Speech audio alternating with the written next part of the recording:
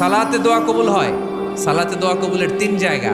একটা হচ্ছে তাকবীরে তাহরিমার পরে আমরা সানা পড়ি না, আমরা তো একটা পড়ি। আল্লাহর হাবিব সুন্নাহ এবং নফল নামাজে আরো পড়তেন সানা, ওই দোয়া কবুল হয়। দুই নম্বর জায়গা সালাতে সেজদায় পড়ে দোয়া করলে কবুল হয়। আকরাবু মা ইয়াকুনুল আবদু মির রাব্বিহি ওয়া হুয়া সাজিদ ফাকসিরু ফীহি দুআ। বান্দা যখন সেজদায় লুটিয়ে পড়ে, বান্দা আল্লাহর সবচেয়ে কাছে চলে যায়। তা কিন্তু বিশ্বনবী বলে, সেজদাটা তোমার রবের কুদরতি পায়ের উপরে পড়েছে। সেজদায় পড়ে দোয়া করেন। সালাম ফিরানোর আগে বিশ্বনবী দোয়া করতেন, লা ইউসাল্লিমান্না আহাদুকুম হাত্তা ইয়াতাআওয়াযা মিন আরবা'a।